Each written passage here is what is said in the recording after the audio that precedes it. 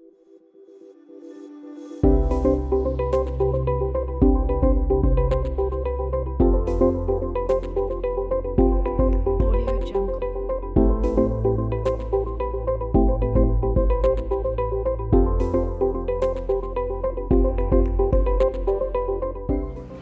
have tractors that plough fields and spray fields autonomously, unmanned, because of GPS technology down to a few centimeters of accuracy. It's inevitable that the low-skilled positions and jobs will suffer first. So the exposure to that risk and danger will be limited, and fatigue through the dangerous repetition will be eliminated through the enhancement of operator level skills. So the machine, what we're talking about is the robot machine will take over that mundane task, that boring, dull, dangerous task. But we have to upskill people. We have to reinvent our people. Visionary leadership in this is essential. Development of processes is crucial, and investment in systems and equipment is vital. Now I'm talking to the Nrcs as well. I'm saying, in order to uplift regulatory processes, in order to bring Nrcs, as the DG said, out of the 19th century, but I will say that we're in the 20th, because that was the 1900s. But at least let's move forward. We talk about modernization. We need to modernize in many ways within the Nrcs. And some of those processes take in the homologation, verification, regulation, and enforcement. And again, I repeat, don't let your pie get eaten for your Nrcs. You need to wake up. There's a lot to do, and there's a lot you can do. It's critical that methodologies employed keep pace with the industry. It's critical that the awareness of developments in the industry are monitored.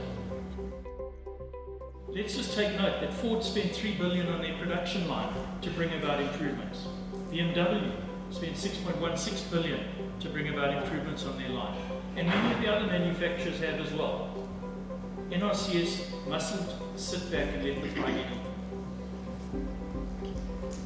We go into verification. We can talk about verification for hours. It talks to measurement techniques.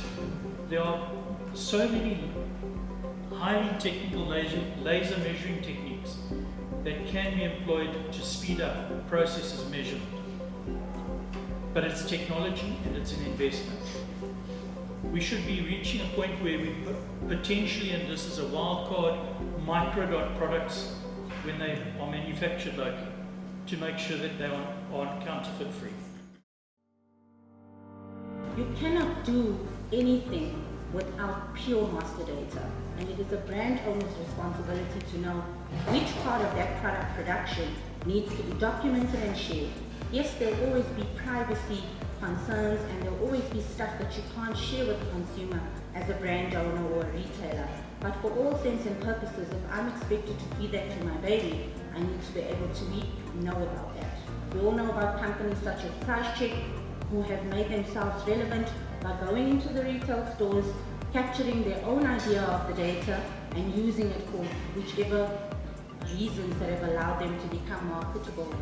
It's made them become more marketable, it's given them a business angle, and it's allowed them to exist. Brand owners need to take full responsibility for the sharing of critical information for consumption. The use of these standards will definitely address traceability concerns, and instead of taking a whole batch of a supplier's information off a shelf, we could deal with the problematic ones. If you think about the recent troubles we've had in our supply chain, if we knew exactly which item, by means of the batch number being embedded in the barcode, or by means of the owner represented in the barcode, we could have not crippled our industry for cold meats and so on and so forth. So really, we would like to preach the message as much as we can. We would like to collaborate as much as we can and share in the wins that are for adopting of the global standard. I think we can't move too far into the future of biometrics or other without acknowledging that e-commerce is not the future, it is the past of it. We are evolving the current e-commerce platforms. And if you have to rearrange the words, my daughter was busy with an assignment the other day and was talking about Albert Einstein, and then I saw this equation, E equals mc squared. And if you had to really look at those three letters of the alphabet, you find them very common in the e-commerce word. You know, and I rearranged them to not focus on the last four letters. It would be rude for me to do that. But nevertheless, the areas of impact. I think to a large extent, we are of the view that we must regulate, business to customer, let's say, worlds. We have moved from business to business trade that you may look at, you may not look at. But the thing that I want to maybe focus on is the advent of what we call marketplace. And many people in this country are not aware of this term. In fact, South Africa, we are one of 4 countries on the planet that have evolved and are evolving rapidly the advent of marketplace. The other element that we are talking about within our business, and this is for a globular discussion in my meetings with the UK and other, we talk about 3D printers, and I don't want to scare you a little bit, because if my wife had to buy this 3D printer and decides that, well, the Theresa, again to pick on you in the automotive sector, spark plug died, and she finds a certain spark plug to be too expensive, so she decides to design her own spark plug using a 3D printer. She does it, and should there be any regulation standards that apply to spark plugs, I can assure you my wife knows not of this. There she goes, designs a product, installs it in a car, and off she goes. And in the automotive cluster, where you have products that become obsolete, this is going to be a great instrument of creating spare parts at an individual level. But of course, the potential for mass production is quite high. Within the company, we look at things like IP. Could consumers be designing new products without designing backgrounds? And without any emphasis being made on safety and design, regulatory approvals, any testing for that matter. You see all the question marks behind me. And these are risks that we do have. Could we as Massmart be setting up a business that has 3D printers which allow you, the consumer, to come in and design whatever you wish?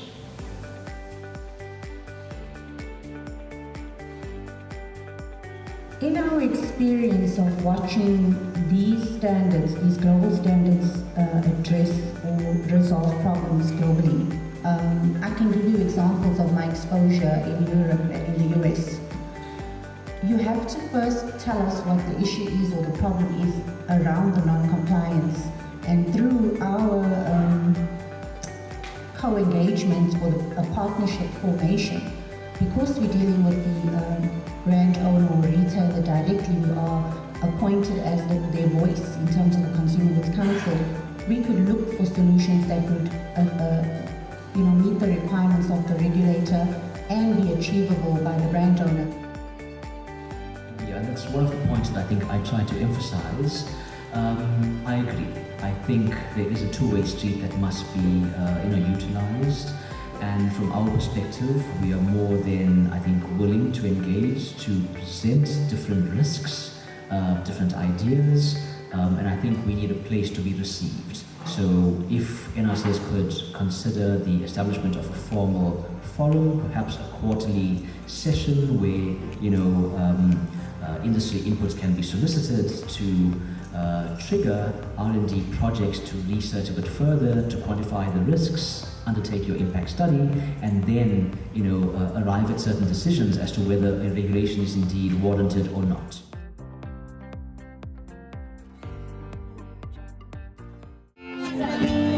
I'm in chains, you're in chains too. I wear uniforms, you wear uniforms too. Well, I'm a prisoner, you're a prisoner too, Mr. Jailer. I have fears, you have fears too. I will die, and you shall die too. Life is beautiful, don't you think so too, Mr. Jailer?